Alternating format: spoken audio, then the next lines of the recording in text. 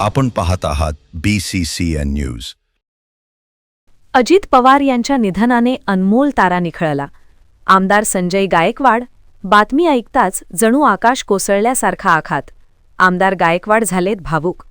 महाराष्ट्राचे उपमुख्यमंत्री अजित पवार यांच्यासह 6 जणांचा आज सकाळी बारामती येथे विमान अपघातात मृत्यू झाल्याची अतिशय दुःखद तसेच खळबळजनक घटना घडली आहे। त्यांच्या अपघाती निधनाच्या बातमीने संपूर्ण महाराष्ट्र शोकसागरात बुडाला आहे।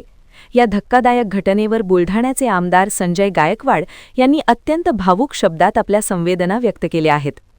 गायकवाड म्हणाले की आजची पहाट महाराष्ट्रासाठी काळी पहाट ठरली आहे।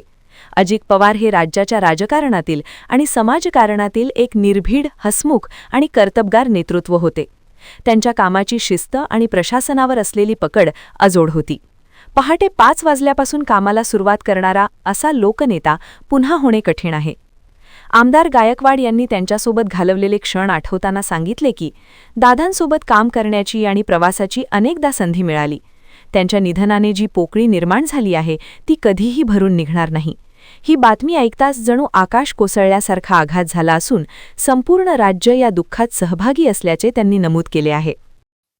महाराष्ट्राकरता आजची पहाट ही काळी पहाट या ठिकाणी झाली।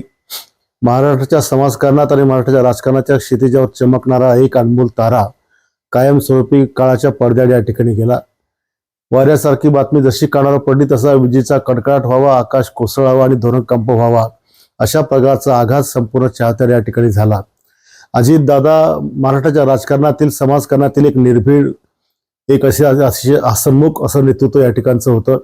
त्यांच्या कामाची पद्धत, त्यांची प्रशासनावरची पकड, सकाळी 5 वाजेपासून अजितदादा कामाला सुरुवात करायची तर रात्रीची वेळ कधी संपेल समजायची नाही, पण अतिशय प्रामाणिकपणे या राज्याकरता दादांनी काम केलं आणि म्हणून दादाची उणीव कधीही भरून निघणार नाही।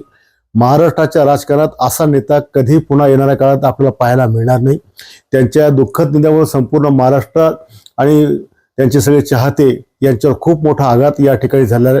आम्ही देखील सकाळपासून या दुःखद घटनेमुळे अतिशय शॉकिंग परिस्थितीमध्ये आहोत आणि म्हणून खूप मोठं प्रचंड असं दुःख संपूर्ण राज्याला या ठिकाणी झालेलं आहे।